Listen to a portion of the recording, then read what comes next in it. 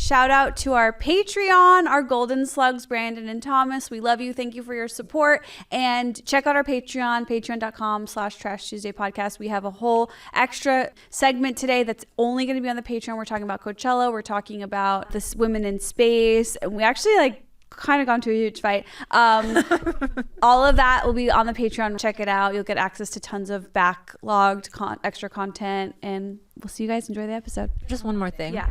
Our golden slug. Sorry, I have a banana in my throat when I say this. Brandon's really hot guy. Really hot. And I've met him in person. Very successful, incredibly good-looking black man from Austin. Okay. Who works in AI. Oh my, she keeps getting better and better. Ladies, find our golden slug. Los Angeles, I will be at the Comedy Store Friday, May 9th. You can get tickets at the link below. I'll see you guys there. I've been having so much fun with you guys. Welcome to the show, Jay Mohr. Yes. This is about to be my Barbara Walters moment. Like, You brought your notebook. I have my notebook. Like, I've never been more obsessed with a guest. Wow. Like, you're gonna leave today scared. No, I've been obsessed with you too. When you came on Tiger Belly, Esther was like, why didn't you tell me? We have to have him on Trash now. And we've been trying for months. So thank you for finally doing this. Full disclosure, I had a crush on Esther for like forever. And then I saw you open for Norm in Irvine. Yeah. And I was like, oh my God, Esther's here. She's so cute.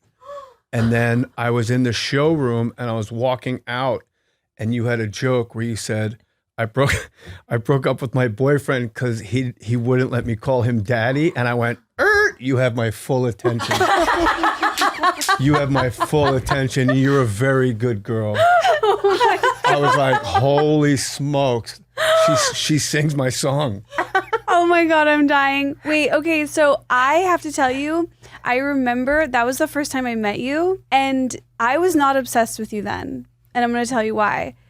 You were a mess. Yeah, I was high, right? When I first met you, Yeah. I go, that was weird. Then I see you 5, 6, 8 years later. You're looking good. You're fit. You're killing on stage. I go, what? Oh, I've never seen a man glow up so profoundly. I research you. You're married to Jeanie Buss. I'm like, this is the fairy tale story that I've been looking for in life. And I'm so inspired. Like, that's mostly what I want to talk to you about, is that I don't want to be rude, but like, you were such a mess. Yeah, a drug addict. Yeah. Yeah, I was a fucking fall down, hope to die drug addict. Just riding the rocket until it disintegrates. Which is like crazy. And then usually those stories don't end like this, like good. Well, I guess it depends on what circles you roll in, because I'm just surrounded by stories like that. What do you mean? And, like 12-step program, and I see. like it's just redemption after redemption after redemption after redemption. Like every good thing that happens, guys are like, I told you, that's what happened to me. Wow. Yeah.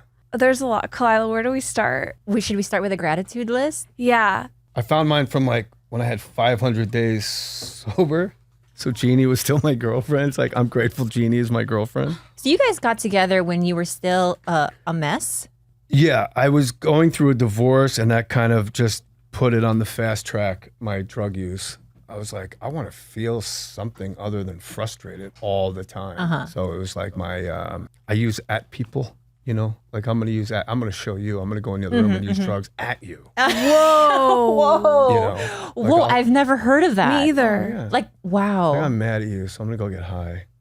Like to piss them off or to No, feel... like I got a secret and you don't even know about it. It all comes down to JJ not getting his way. Like that baby in a playpen, child of an alcoholic crying until somebody finally comes and picks him up. It's the same thing. I get that. Every time I have one of those, it's like, fight me, soothe me. You're going to do one of these. Right. I'm going to make sure one of these happens. my therapist always asks me the same question every time I'm in like a spiral or a state of frustration, which is, stop, how old is she? How old is she? And I always have to be like, okay, how old is this person that's acting this way? And it's never present me. It's always the little child who... Therapists are so annoying. They're always right. They are right. But you have a therapist that's like actually proactive and hands-on with solutions and questions. I hate when they're like, You're like, bro. The ones that kind of like, they think that you're going to come up with your own answers, and hell you're like, no. I'm not smart enough for that. I'm clearly up. Like Yeah. I'm broken. And plus, I can gaslight a psychiatrist. Like I got diagnosed bipolar, manic depressive, because it's like, just if you snort Adderall before you walk into the guy's couch, he thinks you're bananas. And then if you don't, the next visit, he's like, okay, this guy's bipolar. And then you run out of drugs. He's like, well, he's very depressed. He ran out of drugs. What do you think was like the cause or the start of all of this like drug chaos for you? Was it just simply like getting famous and being like in that lifestyle of fame I don't know. and money? My addictive behavior, my ism predates ever using a drug. I've always needed more, that insatiability as a kid. My first addiction is your approval. Like as a little kid, like I need to know you like me or I'm not sure how to act, so I put on this big show. If you like jazz, I become an expert at jazz. Like, oh, you're from Hawaii. I start saying Hawaii and Hawaii. Hawaii, whatever. I start saying like, talk story, yeah. Like all of a sudden I'm like this expert Hawaiian guy.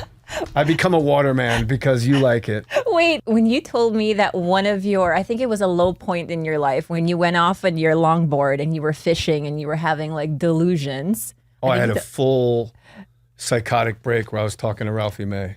Yes, but from that story, I'm a little bit of people pleaser. He'd been dead a while. He'd been dead a while. I fished from my paddleboard behind Duke's, and I'm out there, and Ralphie May just goes, Jay Mohr, if you're in sports and you got a bird on your helmet, you stink. And I was like, that's not true. The Eagles? He goes, come on, they stink. And I just sat there naming teams, and Ralphie's like, come on, Jay, they suck a pep, baby.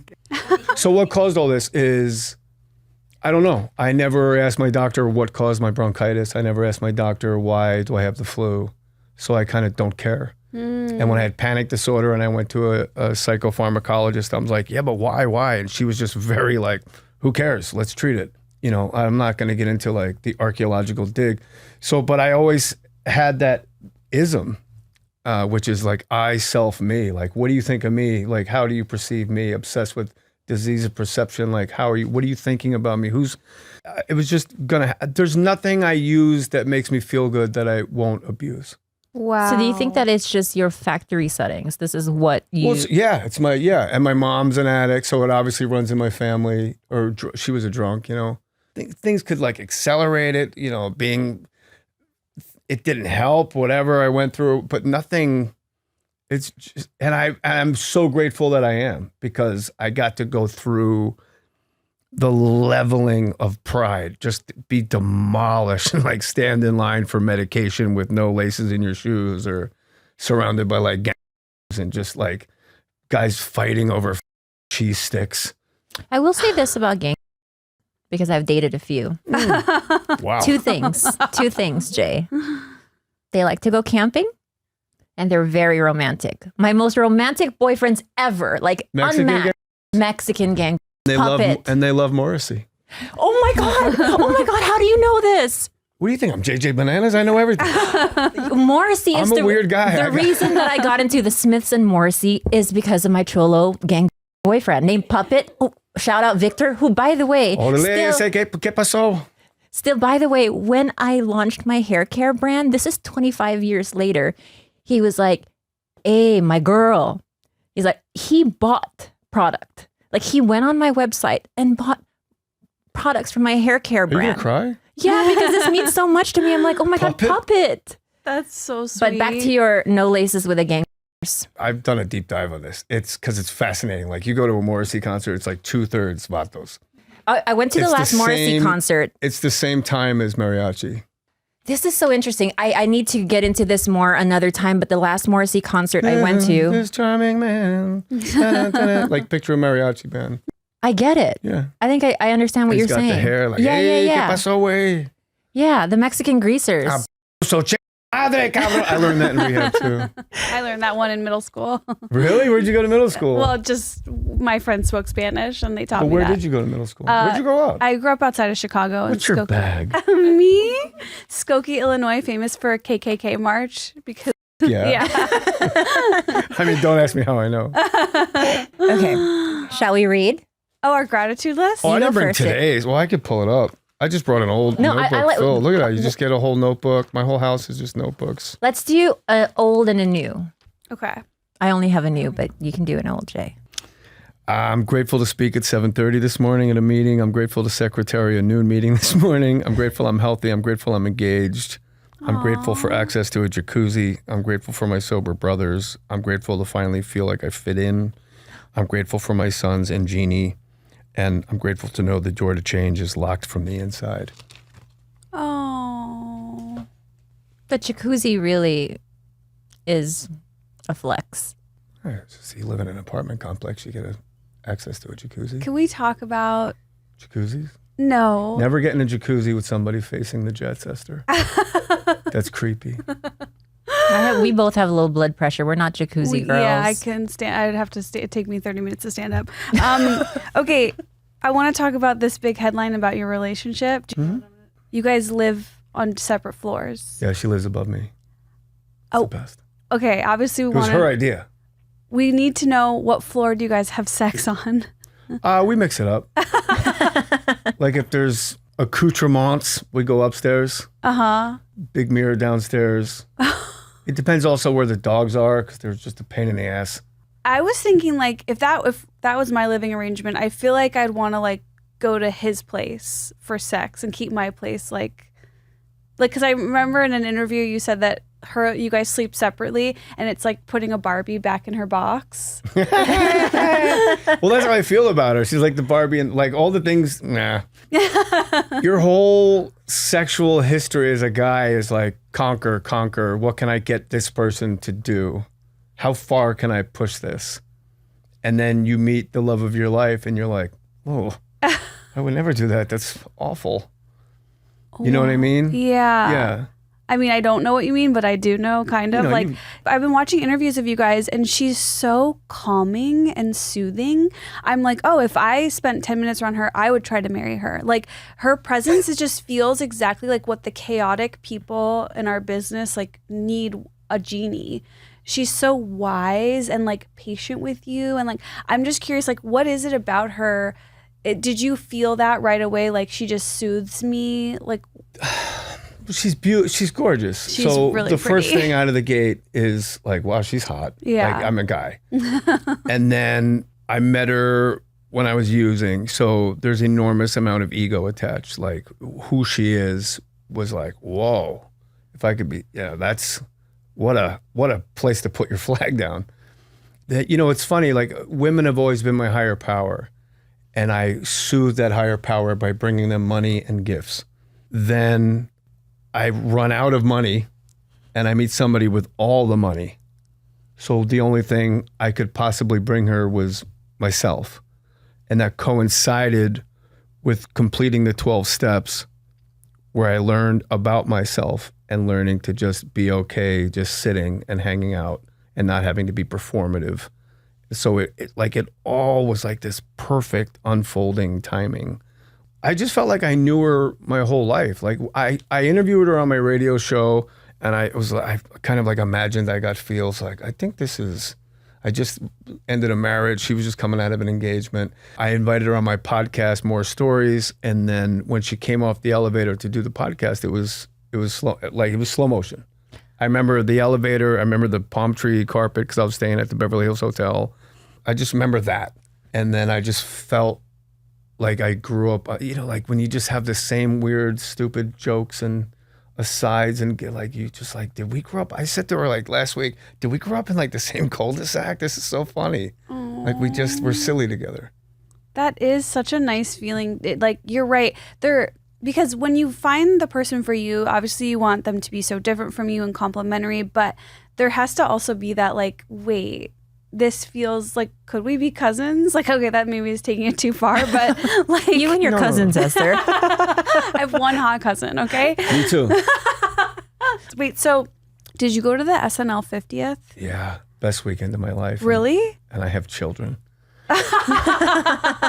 It was insane. Why was it so good? You're in a room with Paul McCartney and Keith Richards. Like, what world is this?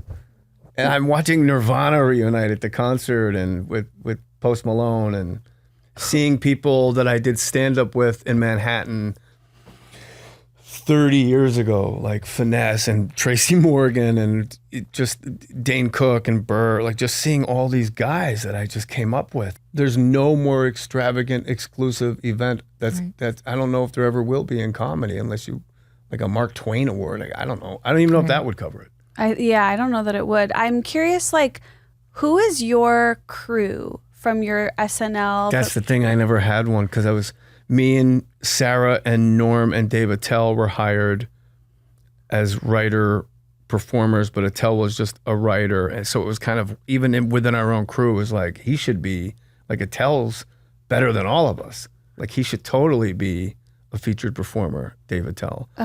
So when we got there, it was Norm, Farley, Sandler, Spade, Tim Meadows, Rob Schneider, like they had been there for like 5 years. So they had this great crew that just felt impenetrable. So even if you were with them, I felt like a freshman hanging out with seniors.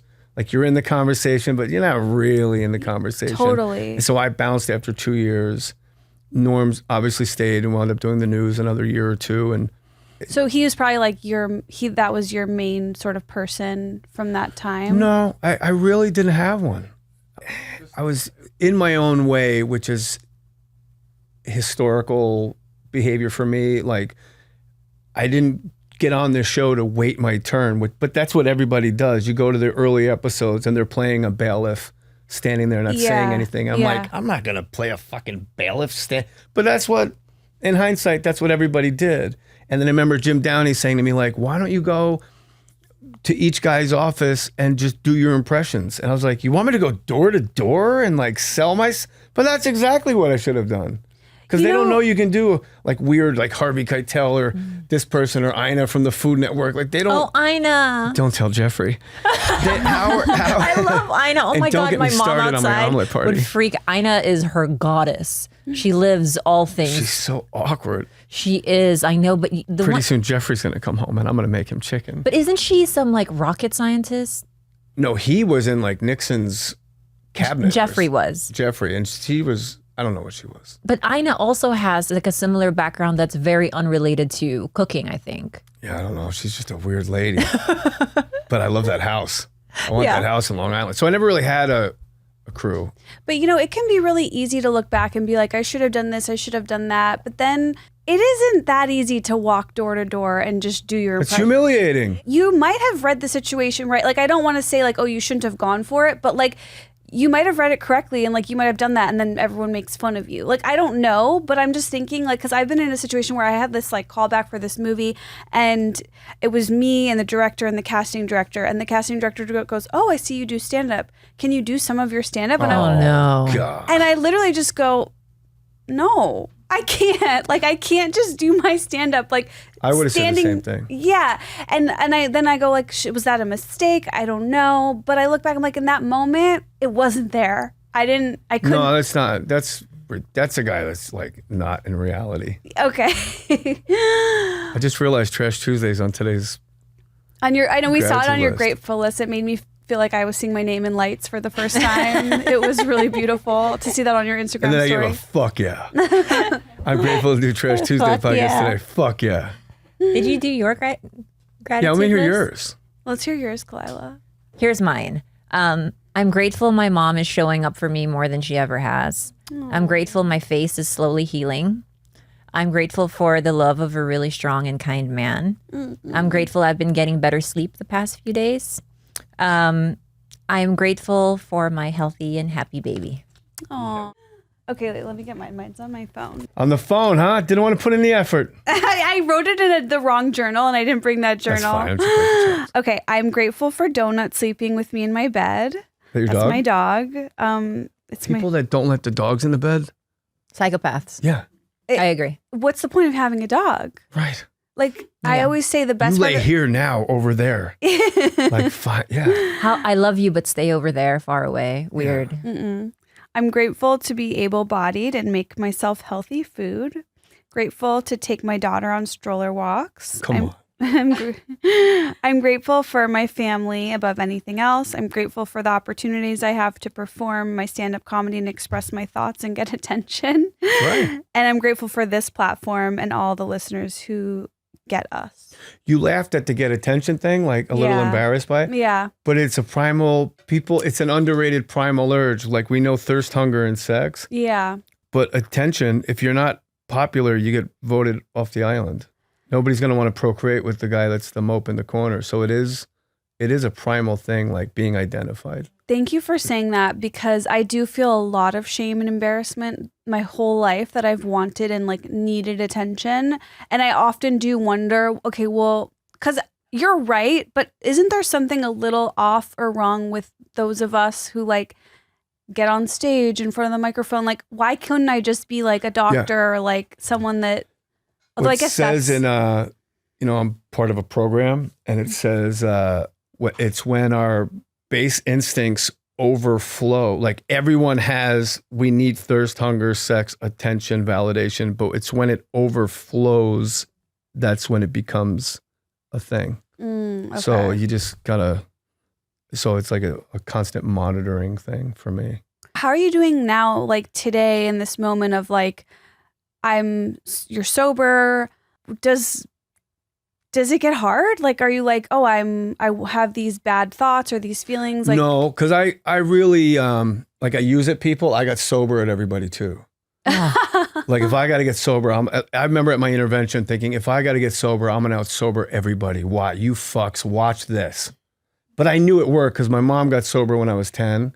So I already had firsthand experience of like a family completely transforming. You believed. Well, I knew I didn't have to believe. I lived it. You know, like my class photos up until like kindergarten through 4th grade, I'm feral. I'm missing teeth. I got fever blisters. My hair is fucked up. I'm crusty eyed. And then 5th grade, mom's sober.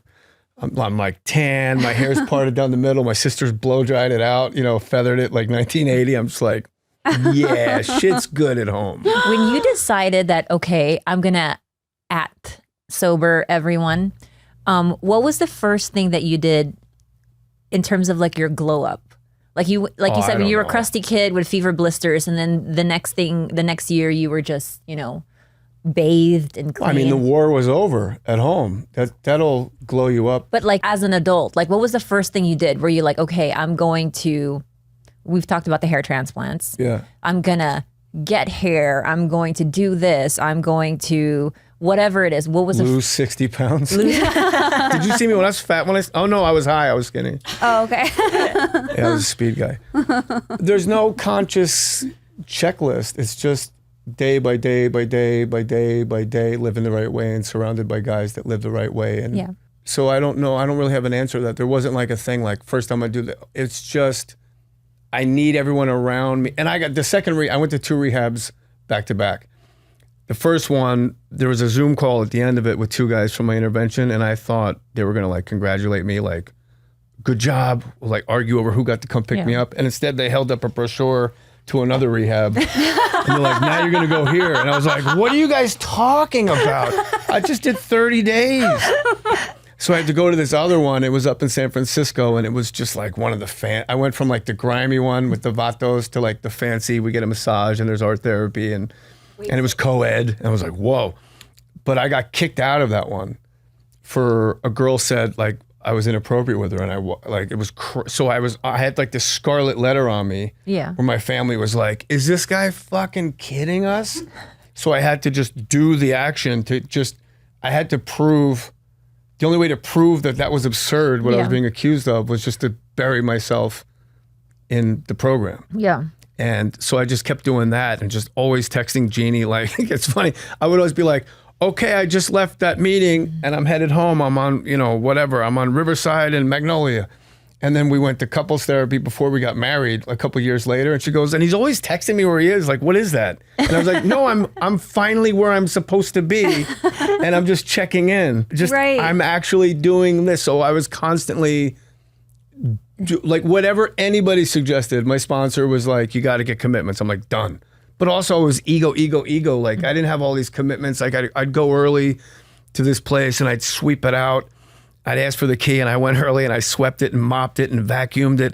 And it wasn't like from any sense of like magnanimous or anything. It was just, I knew my sponsor was going to show up with another like old timer. And when they saw me, they were going to be like, they'll go, God, he's the greatest member we've ever had. We're gonna, thank God thank God I sponsor him. He's the best.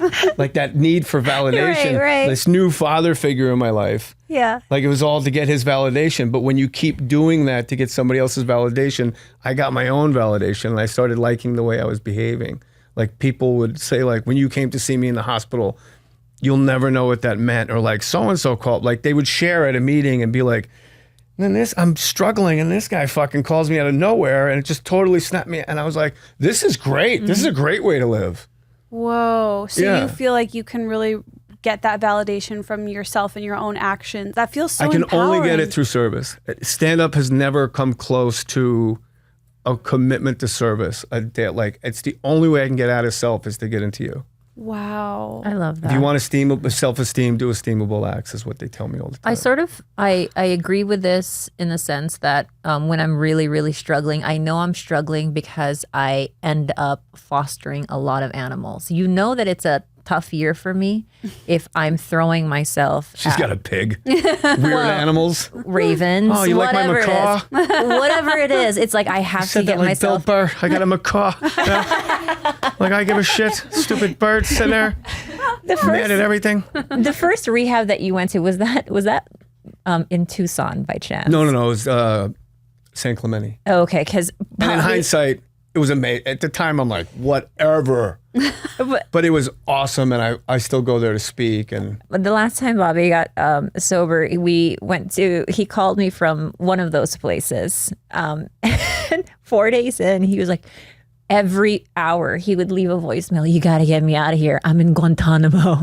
You got to get me out of Guantanamo. but he had access to a phone that often is impressive. The payphone. I think he's one of those coin No, ones. it was like Tuesdays between 5 and 5:30. You could make a call to somebody. They unlocked your phones and handed it to you, and it's like time's up. Yeah. Which is great because phones are problem. it's a living dissatisfaction. The only reason you swipe is because what you're watching isn't satisfying in you anymore. And it's like, no, next, this game, that text, this person, that. It's just constant next. And nothing on the phone is right now. Never. Everything on your phone is some shit that happened or some shit that might happen. I don't even think we know what delayed gratification is anymore. Like I remember when I was held like 5150 and not quite rehab, but I was in a place because I tried to take my life when I was a teenager. How'd you try it? OD. I took all my what? dad's heart meds and everything. So I was in Children's Hospital for a week and then transferred. But the same, they had the, what do you call it? A contraband. So you can only have your contraband from 5 p.m. to 6 p.m. And I remember my best friend would drop off these Korean jellies for me because we had no phone, no nothing. And my whole day was revolved around looking forward to tasting that jelly. Yeah. And I cannot imagine. Been there. It was, if I'm really good, I'm going to get an ice cream sandwich tonight. Yeah. Sniper Jim's, this Vietnam vet worked at the rehab, and he's like, he's going to come by with ice cream sandwiches. Like, I can't wait for my ice cream sandwich. But do we have an equivalent of that today? Like, as you know, I don't. Everything I want, I get. I get likes on my post. But you get that almost immediately, even, right? Well, I was talking about this with my therapist recently because I'm like, you know what? The thing that we're not talking about in therapy that I need to bring up because it's like I'm avoiding it is the phone. And it's so embarrassing. I have so much shame around it and the way that I need it and the way that it's taking me out of everything that is real. And she brought up a good point. She's like, you're not broken. She's like, it's designed. The smartest people in the world are designing it to make you want it more and more. So I'm like, okay, I am a victim. It's not me. I'm not a monster. Yeah. Does that solve the issue? No, but at least I'm like giving myself a little bit of a... But you had shame your whole life, though, it sounds like. I guess. That's like a recurring thing with you? Yeah, I think where so. are you in the birth order? Youngest, but by a lot. My older too. sister's 8 years older. Okay, I'm 6 and 5 years. Oh, wow. older, yeah. And you have 2 older sisters. Yeah. I feel like that's why you're like kind of a girl's girl. I mean, I was raised by women, yeah. My Yeah. dad worked in Manhattan. We lived in New Jersey. My dad would go to Manhattan, come home at 6 at night. I mean, yeah, I guess so. You always want a guy with sisters. Like, that's always a good sign, Yeah? I think. Yeah, because... But where do you think this shame thing is? Because are you a you're hardest on yourself, obviously. Like you You give Yeah. other people way more chances than you would give yourself. I think so, yeah. Yeah. That sounds about right. I don't know what it's... That is so true about you, Esther. Some of the people you surround yourself with are literal demons. She's with you all the time. She forgives them over and over again. And if Was that enough, your role as a kid? Maybe. Because I'm a child of an alcoholic, parents, sisters, sisters a year apart are going to brawl. Yeah. So it's like, hey, everybody, like everything's fine. Hey, it's great. Look at this little show I'm doing. Look what I can do with my eyelids. do you flip them? No, I can't. I knew you were going to react to that. As soon as I was like, she's going to like this. Didn't everyone do that at that age? I couldn't do it. You know what we're talking about? Yeah, and yeah. that sounds so scary to me. So was that your role? I think a little peacekeeper, a little bit like, let me be the silly one to keep peace. And then if you're not keeping the peace, then your world like crumbles in on you like, oh my God, it's not working. yeah, Maybe. that feels Is like anybody in your something- family alcoholic? Or? No. Well, My grandma, but your dad is gambling. My dad was a gambling addict, yeah. I just felt, because we're all in the business, like it was just like this war for attention. Yeah. Like just, hey guys, I'm here, right? Mm-hmm. Like I was left alone a lot. Yeah. Like when you're upstairs, like when you're, they give the big bucket and put it next to your bed when you're throwing up as a kid. Like he'll be right here. Take this Tupperware. We'll be downstairs watching TV. And then if I called too much from upstairs, they would turn off the hall light. Like that was my cue to shut up. In hindsight, if I raised my kids like that, I'd at all. Yeah. It's hard. You grew up in Hawaii, Philippines. in the Philippines. Yeah, but my partner is Hawaiian. Okay. Yeah, I think that's where you picked it up from. But no, in the Philippines, and my mom was the opposite. She was a helicopter mom. So she never left me alone with a bucket or the Tupperware and said, puke here. She had eyes on me every second of my existence, and she was very hard on me, and she made sure I walked the straightest line possible. And when I didn't, I got my ass beat brutally. Do you have brothers and sisters? I have an older sister who's a year older, and she's my war comrade. Oh, so his mom was like that to both of you? She was like that to And the was both of mom's us. mom like that to her? Yes. Okay. Yes. Well, So more she learned psychological for her, more physical for me. So I think she got the worst of it all because she got the emotional psychological abuse because she was very tall and athletic. Your so mom? No, my older sister. Oh, She's 6 okay. feet tall. So my mom couldn't quite catch her in the mouth the way that she did. Your mom's with me. Filipino? Yeah. Yeah, they'll throw. They'll throw the- Filipino ladies will fucking Dude, smack you. we in the have mouth. literal like boxing in our blood. Like we make and create the best boxers in the world, and I'm telling you, my mom is one of them. I would have to pluck my braces from my lips. Oh. Because she would just, out of nowhere, if it was like, oh, you broke the shampoo bottle or the lid came off, boom, straight It's right. so hard to picture. Because she's wonderful now, right? Yeah. But again, it's like, Oof. she's incredible now. She's gentle now. And how probably for both of you, how your parents are with your baby, you're like, who's this person? Yeah, I'm like, wait, you love the baby? Like, because I feel so. My mom, I think the feedback I always get, my mom was like, it was never enough for you. Like, that I was just this, like, always neat. I was That very needy. insatiability, yeah. Yeah. So I think that's like the tangible feedback I have of where my issues were or whatever. Yeah, it is weird seeing your parents with your child. Because for me, the thing that makes me emotional is imagining that she was also probably very gentle with me in the same way that she's gentle with my baby. Yeah. I think, she probably loved me just that much too. Well, she loved you more than she could even conceive of what love is. Right, until, right. You've had a baby. You know that. Yeah. I tell guys this all the time. It's like before you were born, there was a baby shower. Like people came over to the house and they got drunk during the day and they're like, oh my God, they rubbed your belly and they're like, come on. Oh my God, Khalyla's having a baby. Oh my God, yeah. And before they even knew what you looked like, nobody knew sometimes they didn't know if you were going to be a boy or a girl. You had no hair, elbows, feet, clothes. You were just an idea. The idea of you, they came for a party. That never changes. Yeah. So it's just as we get older, we just we just become like these dented cans as we go and we go. But we have to just remind ourselves, like at the greatness of Esther. Like when your mom was pregnant with you, people lost her. Your mom was like, I can't believe like, yeah. Oh my God, I'm pregnant. Yeah. Like you were this idea and you're like this human being, like the magnitude of you. That is the crazy thing. After, like, the first revelation in the hospital after I had my baby was like,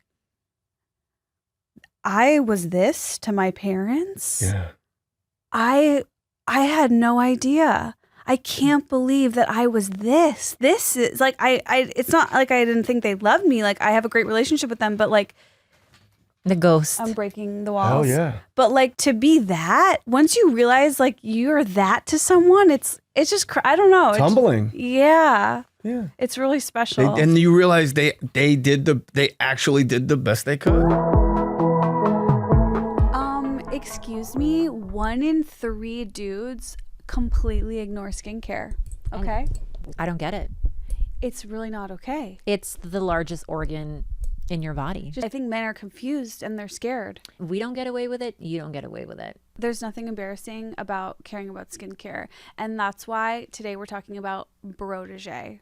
Protégé is an all-in-one solution. It's not a complicated routine. We get it, okay? You don't want the 10-step Korean pre-bedtime routine. Fine. You don't have to. Honestly, this is a perfect product for me. Just 1 daily moisturizer with SPF to protect you from the sun, retinol to help you stop looking bad, honestly. I know you love your retinol. I love retinol. That's like, again, they've done all the research for you, but for me as someone who has been a skincare junkie, I've done all the research. These are really the only products that you need to putting on your face. I'm taking this home when I'm using it. I know it's not for me. And for our listeners, you can get 40% off your first order with code TRASH at checkout. That's a lot, 40%. Go to protege.com/trash and enter code TRASH at checkout for 40% off your first order. And if you sign up for the Founders Club subscription, you'll get 50% off for life. Plus your first month is still 40% off. So it's basically like free to start, which is crazy. That's protege.com/trash and use code TRASH for 40% off your first order. I'm going to be using this. I'm going to be throwing this in my purse because I travel a lot and I just want one product and I want to keep it chill. And that's where I'm calling in Protégé. Khalyla, I have been dealing with a little bit of postpartum hair loss. And I have to say, like, hair thinning, it can really like attack your personal character.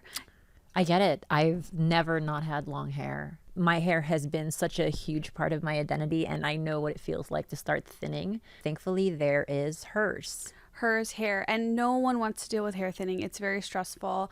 Hers hair treatments are made with doctor-trusted prescription ingredients that many other hair products out there do not have. They come in a variety of options, including oral and topical solutions, so you can find the one that works for you. They even have options with added hair vitamins and supplements for extra support. And getting started is simple. With a quick online hair quiz, you answer some questions, you'll be connected to a provider to discuss your personalized treatment plan. And the best part, you get thicker, fuller, healthier hair and start seeing regrowth in as little as 3 to 6 months. Start your initial free online visit today at forhers.com/trash Tuesday. That's forhers.com/trash Tuesday for your personalized hair loss treatment options. forhers.com/trash Tuesday. Individual results may vary. Compounded products are not FDA approved or verified for safety, effectiveness, or quality. Prescription is required. Price varies based on product and subscription plans. See website for full details, restrictions, and important safety information. We love For Hers. This show is sponsored by BetterHelp. We talk a lot in this episode about therapy. Panic attacks. Oh yeah, girl, low-grade anxiety, bipolar. Hey girl. We're open about it. We accept these parts of ourselves. Dude, my therapist really made me not hate myself last week. I'll tell you, the one indispensable part of my life is therapy. You need someone to just have an objective view and get you out of your silly little head and tell you what the facts are and not have you just spinning, because that's what I do. And above all else, therapy should be accessible to everyone.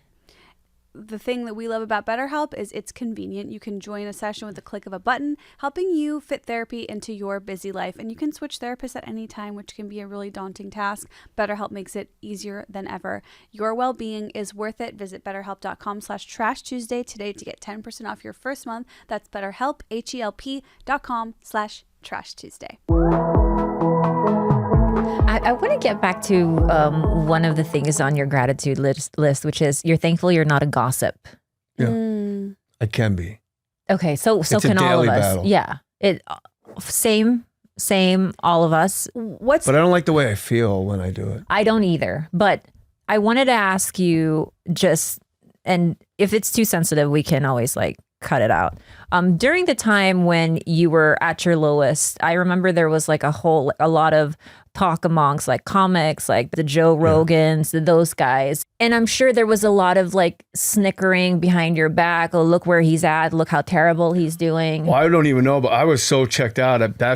It was way before that shit was going on. Oh, really? Oh, yeah. I have no idea. It was confounding because I've always just tried to help other comics my whole life. That's so interesting. Like, you can't book me unless Bert's coming also. Yeah. Like, if Segura's not coming, then I'm not doing the gig because that's my guy. Can we talk about like, just because I don't really have a clear picture in my head. I only have like bits and pieces. I've never heard Segura say a negative word. He's never. Yeah, okay. But it is weird. Like, it's the Rogan, just something. They just don't like the cut of my jib. And I had to sit down because it really affected me.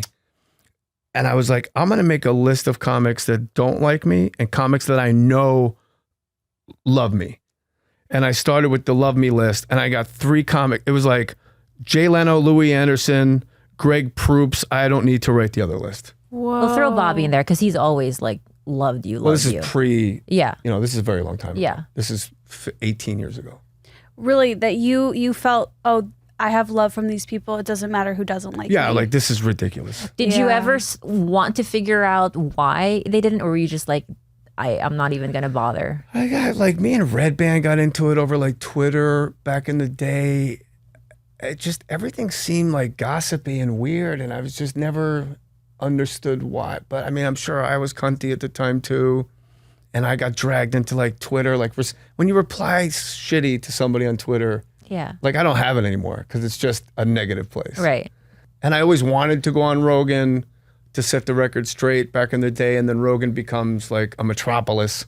Yeah. It's not even like a comedian anymore. He's like IBM. You know what I mean? Like you're shaking your fist at a building at this point. Yeah. Yeah. I've always been like, I came up with those guys on the East Coast, like the Bill Burr, the Patrice, the Rich Voss, like we all, Chappelle, Dane Cook, we were all at the clubs at the same time, Keith Robinson, and we would always just obliterate each other. Like you never want to be the last guy at the club because they'd have a half block head start of watching you walk. And they'd be like, look at this motherfucker with his tight pants on.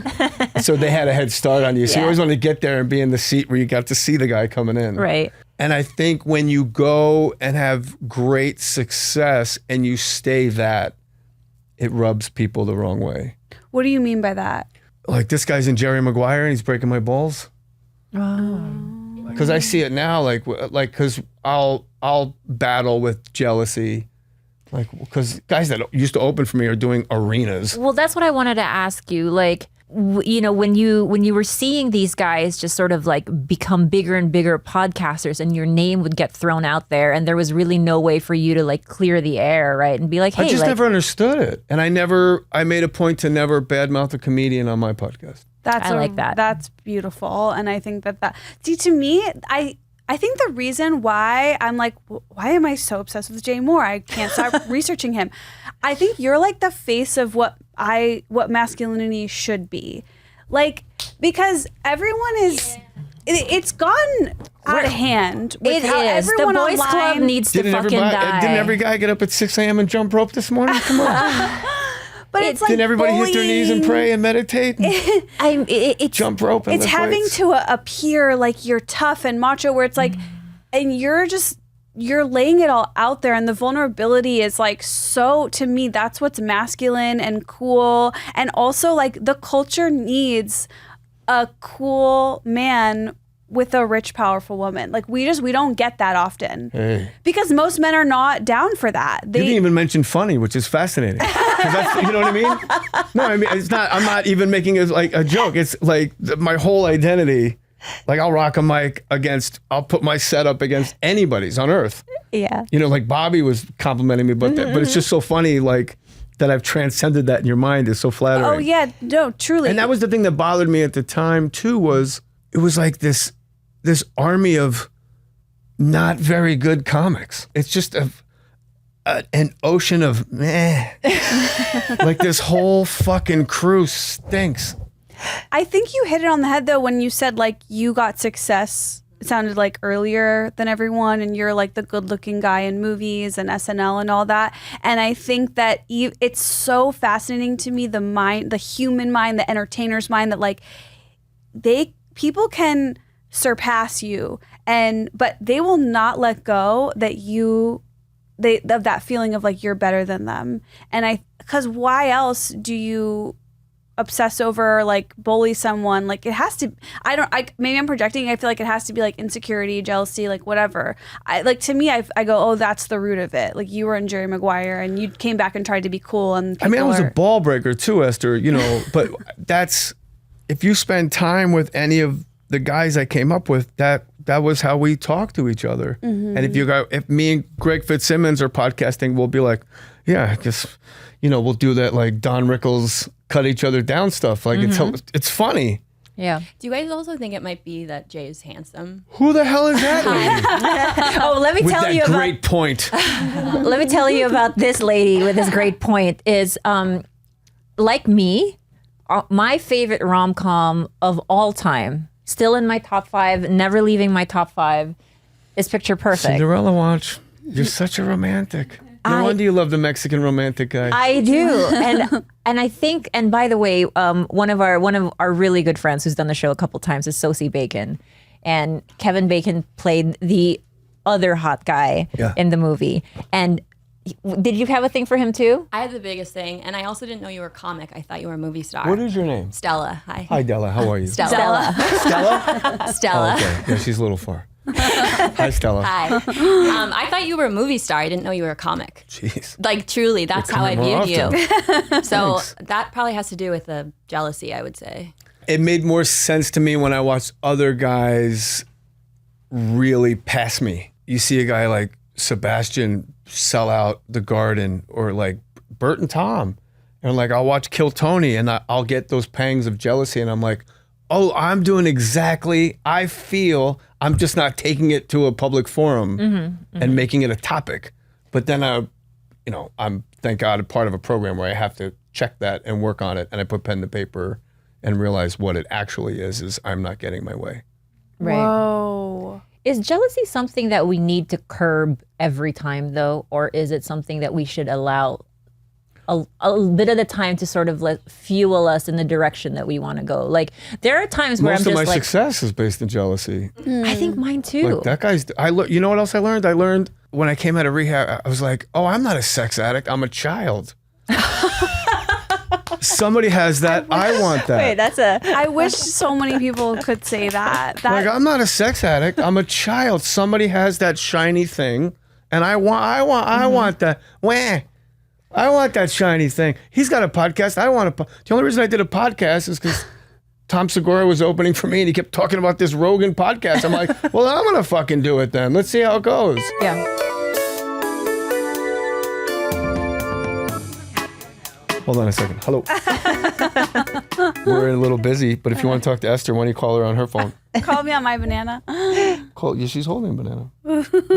Jay, I have a question about, I was just diagnosed with bipolar. Ooh, congratulations. Thank you so much. Type 1 or 2? 2. Oh, Good. okay. So you don't have the big mania. Not fun. No. No. We like the type ones. Yeah. Yikes. Yikes. But didn't you feel good about the diagnosis? Like suddenly everything made a little sense? Yes. Yeah. But my question is like, how did you figure that out in your process and your journey? Like, Type 2 bipolar? or just like you said, you were bipolar, manic depressive. No, okay. I would do drugs going before the psychiatrist, and he would wrongly, judging by the person sitting in the chair, bouncing off the walls, and then sullen from visit to visit. my bad. No, not your bad. And then I did the 12 steps, and I realized my biggest mental illness is I'm an alcoholic. So that helped me get free of me temporarily. But people do need, I still take something like a mood stabilizer. Like there is Fun. What are you on? Strattera. I'm not familiar. I've been on a couple SSRIs. What are you on? Lexapro? I'm on Lexapro. What are you on? Stella? Prozac. Ooh, old school. Hell yeah. Anybody ever take Paxil? Back in the day, yes. Paxil was one of the first ones that I took.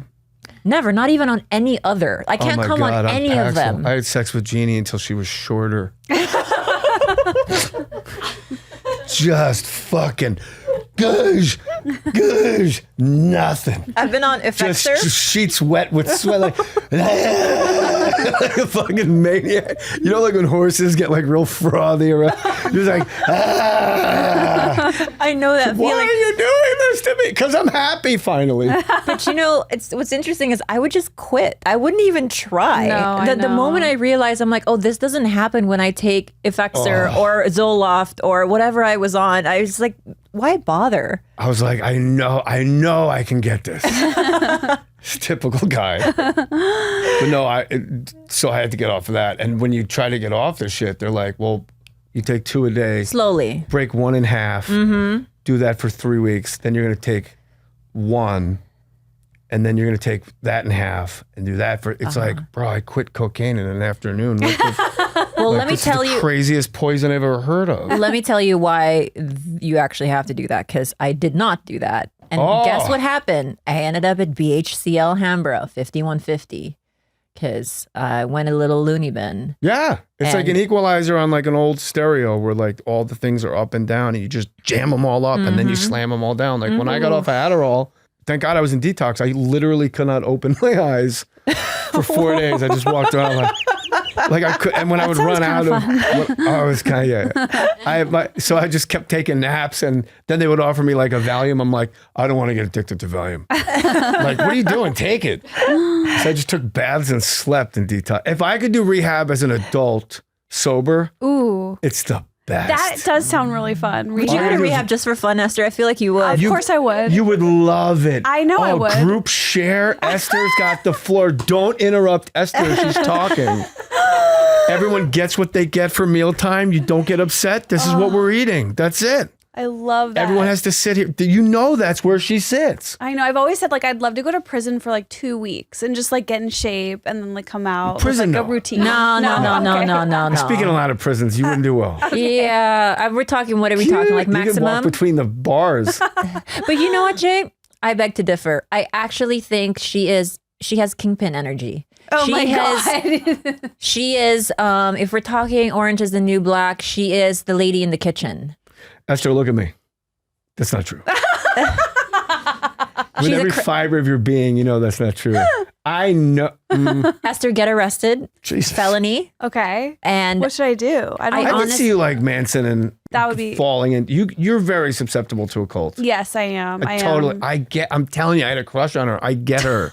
I would have ruined your life. But here's who. But you'd never forget me. She would join the cult, yes, but she would be Sheila to the Bhagwan, and she would eventually eclipse the cult leader and become the cult leader. I don't know. You guys haven't seen Osho, that documentary? Osho, Sheila, Bhagwan? Khalyla, the only way I'm going to take you seriously is if you fess up to having had a crush on me. So this is your moment. I will say that I had a crush on your tits and just your tits, not the rest of you. The first time we met I can say I've never even noticed. First time we met in the green room. I just wanted to get you a sippy cup. Oh, that's how I feel about her. No, you don't. Trust me. You feel very differently than I do. Wait, I have a question. Go ahead. What? You have a crush on me. I have a crush on Picture Perfect Jay, who has a crush on Esther. Guys, this is a love triangle. Wait, but you also have a crush on Jeanie. Yeah, I have a crush on Jeanie. She's very crushy. Jeanie is like, you 5 think minutes. You minutes. know, and you don't even know. It's like, okay. There's 2 older brothers from her. Uh-huh. So when the dad dies and she's fingered for the owner, it becomes a Shakespearean tragedy immediately. Whoa. It becomes this crazy, there's 6 siblings. And it's like, no, this one. Uh-huh. She'll run it right. Yeah. So it's just this constant. The way that you guys interact, like I was watching this interview of you guys together, and it's funny because you were I like, can't stop touching her butt. you were, She owns the Lakers, and I'm just rubbing her ass in public. you were talking. She's talking to Ari Emanuel. I'm like, yeah. You were talking about how like you were basically like kind of making light of all the trouble you were in with your addiction and you were like on the freeway or Yeah, I something. was skateboarding on the 10 because I ran out of gas, and I live streamed it to show everybody how committed I was to the gig. Like, Yeah. here I am, I'm doing it, Tempe, I'm coming your way. Yeah. And you're making these jokes about it, and then she Yeah, she doesn't like it. She's like, I think it's really like nice that you can use humor to reflect on that, but for me, I was really scared about that. Like, just the way She goes, we thought you were filming your own death. And my producer goes, that would have gotten so many views. she's probably so mad at that. But she just seems so soothing, and like, do you feel that soothing? Yeah. Yeah. Yeah, Oh. She's like a grown up. But you're the original Travis Kelce then. Oh, yeah. You're yeah. not- you're I'm not- suddenly Robin, not Batman. And I was Batman always. Right. And with her, I'm invisible. But And also, when we're together, nobody recognizes me. It's the best. It's fucking great. And just to be like, she's on the red carpet, and I'm just, because I've done it with 2 other wives. Now I know how they feel, but now I'm just like, this is awesome. I don't have to give these answers to but that really, ET but that for really 3 minutes speaks and to 5 seconds. that speaks to what she was saying earlier about how like we need more men to be okay with being with incredibly successful women. I don't know how you couldn't be I don't okay with it. either. I know. I'm like, how are they not? It's so like what you guys have is so like cute and sweet and special. Our culture needs examples of that because we don't have them. Here's a crazy story. When I was in I lived in Malibu on the water by Duke's, and when I was in rehab, my landlord threw all my things out on the beach, and he told my family, come get his shit, the tide's coming up. So like everything I own is here and the tide's. So then 2 years sober, we get married on that beach by that guy as the tide's going out.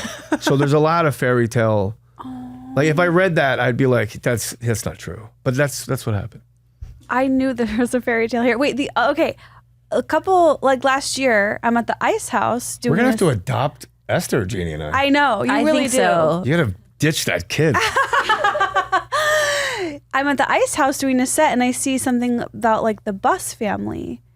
Now, She did the green room. Her brother owns it, Johnny, the oldest brother. okay, I was just gonna say, did Jeanie marry you and then buy you a comedy club? That was No. okay. That far away? She better not.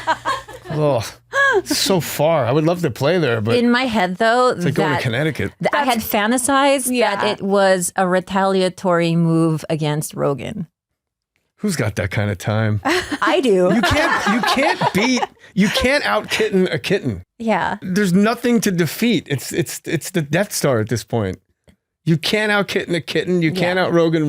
There is no Right. competition. I've won. Yeah.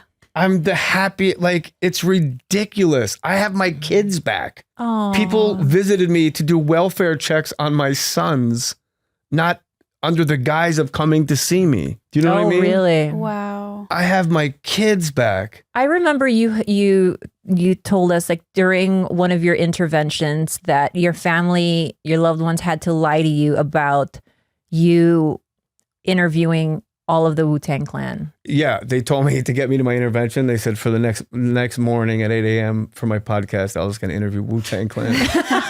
And Esther, I was so high, I thought that was true. I thought, I do this in my act, I thought Wu-Tang Clan was coming over to my house at 8 o'clock in the morning. I thought the 8 blackest men alive were going to set alarm clocks and come across town to stroll into my cracker house so I could interview them and help them with their careers. Meanwhile, I'm doing a talking dog movie and I'm not the lead dog. I'm a receptionist at Chewy Vuitton. And I hope I get the role as the masseuse at Bark Williams. Yeah, that's how it went down. That's so I funny. gotta get Wu-Tang on more stories. I feel as though I got Flavor Flav coming up Wednesday. Oh my! You know we that just we lost lost to him him on and his Family family. Feud. Really? we Yeah. lost to the Flavor Flav family. How do you guys get on these games? Like, that's my happy place. Why aren't I on Hollywood Squares? You should aren't get You think I'm worried about Rogan? I want to get on Hollywood Squares. You and Jeanie should be on Celebrity Family Feud. Yeah. That's Wait, and then have Esther on as As your one of your child. child. I'm not a with her good. sippy cup. Bobby was on Celebrity Family Feud, and he didn't really have a family, so we were his family. Yes, he does. I've seen his mom on Bad Friends. And She lives in Arizona though. hey, So man, you want to be in show business? Sometimes you got to skateboard on the 10 to get to the gig. No, don't. No, we do not stand by that. Bobby. I love when Santino crosses his eyes to do his impression of Bobby's Bobby's mom. So I have some sports questions for you that my husband submitted. I know nothing about sports, but basically my husband is a Celtics fan, and he wanted to ask, are you embarrassed when you have to claim the Lakers have won 17 championships, knowing full well 5 of those were won by the team when it was in Minneapolis? No, because the Celtics won 5 in a row in the early 60s when, come on, guys were like smoking on the court. Like, so it doesn't really count what they got. Okay. Either. Wait, who are you? Are you a fan of? What's your team? You don't mean that. Oh, is it the Lakers? You don't. Is it Come the on. Celtics? What's the matter with you? Of course it's the Lakers. Oh, okay. Can you imagine? I told you I really don't know anything about. Oh, yeah. I don't want Sports. to. Yeah, I don't. Aw. I put her on her heels. I'm like, no. I don't know. Celtics. You know what? They're, like I said, can't out kitten a kitten. They got one more championship than the Lakers. Okay. And then my husband. What's his name? Dave. Fuck you, Dave.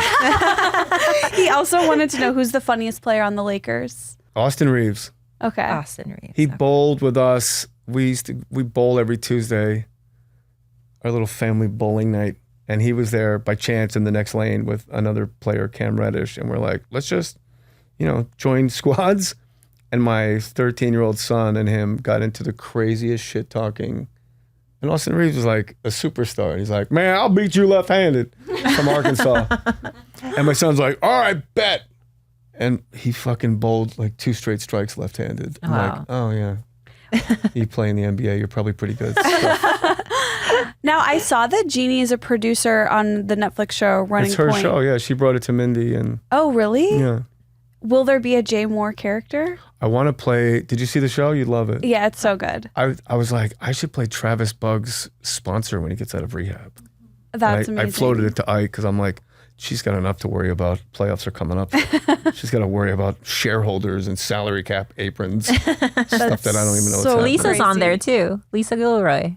Oh yeah, and Brenda Song. is And on the Brenda, show. yeah. Okay, this is my the last question from my husband. He wants to know if you would support his gender swap reboot of Gary Unmarried called Mary Ungarried. Mary Ungarried. Oh, Dave's funny. Okay. Mary Ungarried. Yeah. Will you produce that show? Sure. Dave's funny. Is he a comic? He's a comedy writer. God, Dave. Of all the questions, he throws the Celtics in my face. Oh, is that? I didn't even know No, if because that's they what have it was. 18 championships. We have 17. We were tied because when they won in 2020, she fulfilled her dad's quest on his deathbed, like either pass or get even with the Celtics. I So didn't they know any tied of at this. 17, then the Celtics won. But we just got Luka Doncic, who's like Pele famous. Yeah. Okay. He's so good. LeBron James is markedly the second best player on the team suddenly. It's weird. Wow. Yeah, it's Crazy weird. move with Luca. And LeBron is on the Lakers. I think so. Okay. Let me ask her. Let me ask Dave. Were you a Lakers fan pre-Jeanie? Yeah, I grew up with the Knicks, and then when I came out here, it's like, oh, this is Kobe and Shaq. Like, it's on. Okay. I Yeah, see. so I would get season tickets and sit on the baseline and get drunk and heckle. And Okay. Wow. On topic of beauty, you're really open about hair transplants. yeah. And I wanted to ask you. Why are people not open about anything? Like, who cares? Okay, so I have found that men in my life have been more secretive about their hair transplants than women have been about their Botox and other cosmetic things they've done. And I I got Botox. I do it all. Really? Yeah. and I find it interesting that She's got a little tune-up. oftentimes I'm a lot older than you, Esther. a lot of times like men sort of like shit on girls for getting work done and things like this, but I find that the men in my life are really secretive about what they've got. Which is absurd because you don't have to do a deep dive to see pictures of me bald. No, but even You know what I mean? Like, I was fucking bald. no, but there. I mean, It's listen. not like, wow, I didn't. They're not going to forget. But some Shit do. that is There have been norm. Yeah, they're gonna people, forget, you know? people we know, Esther, who were obviously bald who are all of a sudden not bald and they still don't like to talk about it openly. It's my hair. It is your hair. Yeah, You grew it's it like- yourself. Yeah. They Yeah. plant the little holes and they put the bulbs in. So I used to date Tony Hinchcliffe, and the first sleepover we had, I'll never forget. Like, we woke up in the morning and he's washing his face, and I'm like, I've never seen a man wash their face, and he just looked at me. He's like, we work in show business, and I'm like, okay, yeah, men. That makes him likable to me. I love that. Yeah, Like, I mean, your whole job is like, yeah. It's like you can't deny we're on camera to entertain people. I don't know, so I think that's cool. did you remember me bald? I think I do. I think I was bald when I saw you with no. If I was high, I don't know. I just know that you were a mess. Like, I don't remember what you looked like. I don't remember what you said. I just remember walking away and being like, "Is he okay?" No, I was not okay. It's just, Yeah. you've just become this fucking. How tuning many fork. years was that for you? Probably four big ones. And it's just so rare. Again, like I know I said this in the But beginning. I quit drinking in like '98 because it was a problem. Uh-huh.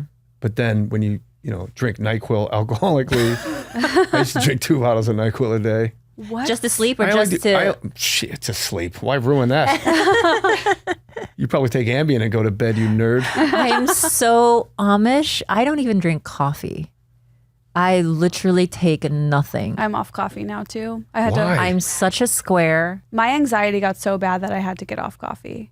You talked about anxiety, right? I wrote a book about having panic attacks on SNL, Yeah. But anxiety and panic is very different. Because anxiety stimulus response. My boss is a dick to me. When I drive to work, I get anxious. Panic is I'm taking a shower, that towel's yellow. Oh Yeah. my God, my insides want to be on my outsides. Same. I think for me, panic, I always describe it as like being in Disneyland with your favorite people with an ice cream cone in your hand, thinking it's the best day ever, and then all of a sudden not being able to breathe. Whoa. Like I- that's how You're dying. Yeah, you're dying. And it's not I'd even rather like get a pneumonia twice a year than get another panic attack. same. You Whoa. clutch your chest, you cannot breathe, your start limbs to- start to do this. You're fully convinced that you're passing away. That's I Until you can sit with it. That's the level I've gotten to on planes. I'll be like, I almost drowned last year. I had a panic attack in the ocean too. Oh, you in the ocean? Yeah. How did that happen? Usually the ocean is so just grounding for me. You It know feels- me and you. We love I've seen you on your Instagram in that ocean fucking around. Like that's what we love to do. Right?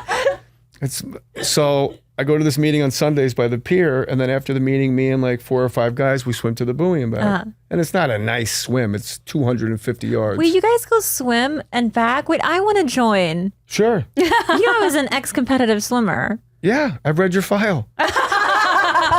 I know. You thought I forgot who you were. Like, we started at such a deficit. I was like, oh no, Like, who forgets Khalyla? Oh, thank You know what I mean? you. She's But a I have the fucking- same she's issue a as rocket her. ship. Like, I can't believe you remembered the meeting at the Irvine Improv with Norm. Like, I forgot. I assume everyone You forgot. said that thing on stage. It's stuck in my craw. No, I never assume people remember me. I'm with you. I'm the same I way. would rather be I'm that so way. the opposite. Like, I always remind people where they met me so it never gets That's good. awkward. That's a good social skill to have, for real. Yeah, like we met here, so and so they don't have to be like, weird about it. Well, it's like the famous person thing where they always, anytime you meet a celebrity, they'll be like, "Nice to see you." Nice to see you, Yeah, yeah. they never say "nice to meet you." Smart. I know. Or they go, "You remember me?" I always go, "How could I forget?" Come on. So we're swimming to the buoy. We do this all the time, and I'm a swimmer too. And we get to the buoy, and this day I'm coming back. I'm like 20 yards from the buoy. I'm like, wow, that's fucking far. It's 200 yards is far with the currents and the waves and the thing. So I start doing that. Like, oof, a little anxious. And I'm like, guys, we should swim together. Like, they're over there and I'm over here. And I'm thinking of every shark attack on Instagram I've seen. Especially if the water's murky. Yeah, I'm like, whoa, like, is this sharky? Is this what Laird and Of Gabby were course it's telling me about it? sharky. I know it is. And I'm like, this is weird, I'm like, woof. I'm like, guys, seriously, let's swim together. And then I'm like, wow, I'm really having an anxiety attack. And then I'm like, I wonder if here's the thought that did me. I wonder if you can swim while having a panic attack. You can't. So I'm now 150 yards away and I'm just fucking Oh my bug God. nuts. I'm like, Mark, I need you. He's like, this German guy's like, are you okay? I'm like, no, I'm not okay. And the German guy grabs me. I'm like, get the fuck away from me. And I had to be like rescue. A surfer came out and got me. No way, And did like- you just freeze? You forgot. No, I kept moving, but it's just like, Yeah. Oh, And then like the truck with the lights was waiting. The lifeguards were out. Like if it wasn't so horrifying, it would have been embarrassing. God, I wish I never heard this story because I've been convinced my entire life that the only place I cannot get a panic attack is the water. I could have one anywhere. Oh, fuck. And then I take my guy home I was there with the German guy and I dropped him off in Marina Del Rey. So now it's been 2.5 hours since. And then as I'm driving through Marina Del Rey, I realized I haven't thought of God at all today. Like when I was drowning, I didn't have a thought of a higher power. And that scared me more than or as much as the drowning.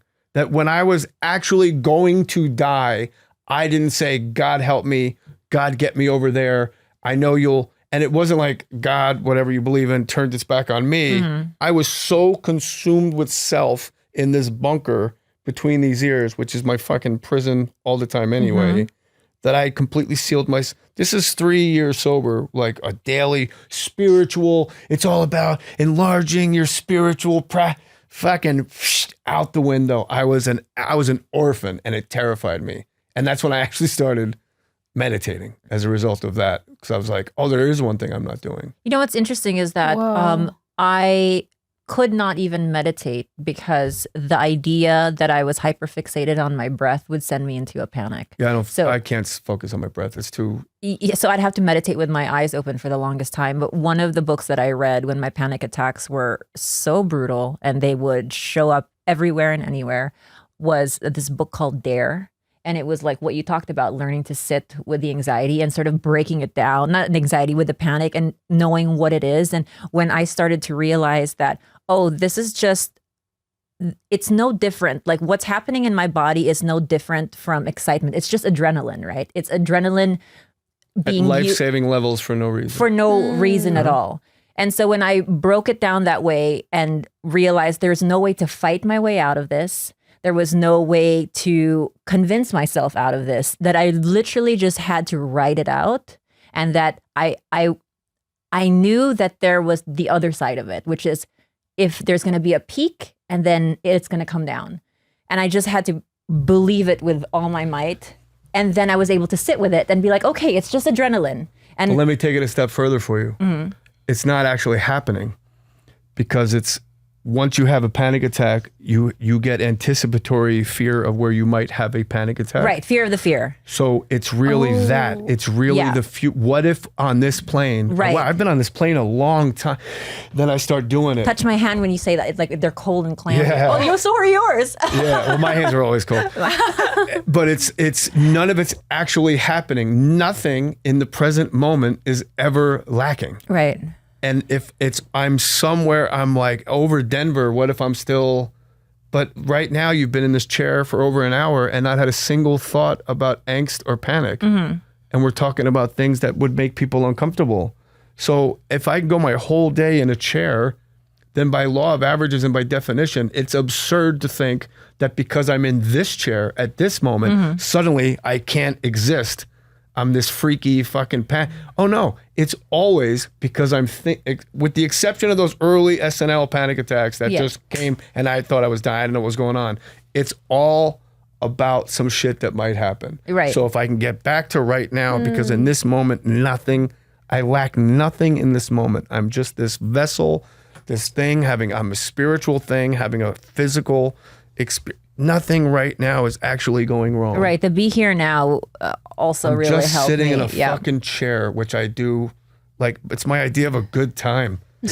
Oh, just sit at home on a couch and watch Dateline after Dateline after Dateline. little popcorn, little ice cream. Where do you get it? Where's the first, this is what I would say to somebody. When it comes, you don't get panic attacks. You just have low-grade anxiety. Yeah. Yeah. Yeah. Which is in itself sort of like horrible. even worse because Thank it's you. like chronic Where's and it the never. first place you feel it? The first fucking thing where you go, uh-oh, where in your body? Probably my chest Yeah? or. Is it cold Actually, no, or that's hot? not true. It's always my left arm. It's like a little tingle right here. I feel hot, but my hands feel cold. But that spot, It's this spot right is here. it a gas, vapor, or liquid? I would say it's probably a gas. What color is it? Quick. Red. Okay. What's its name? Freddie. Freddie, go fuck yourself. No, now, like, you have to, Yeah.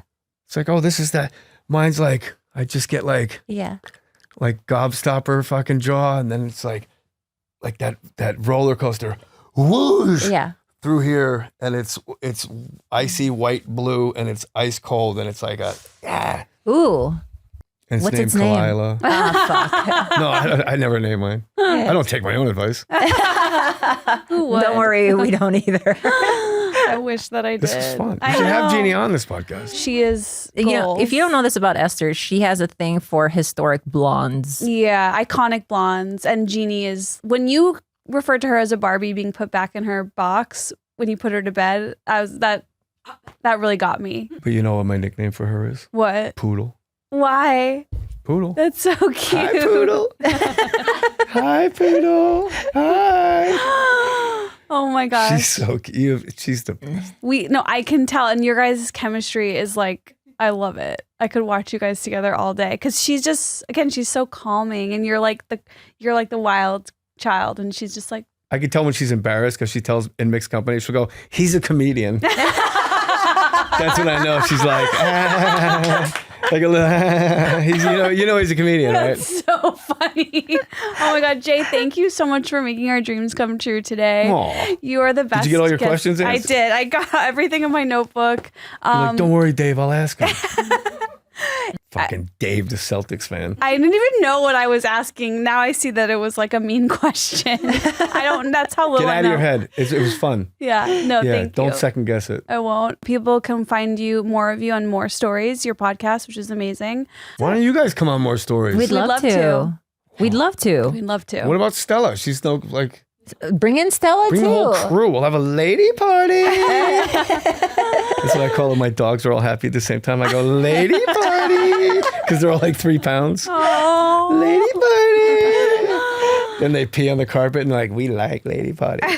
Jay, you are our favorite girl's girl. Yeah. And we hope you come back. Whenever. Thank you, Jay, and thank you to our listeners. And we'll see you guys next week with a brand new episode.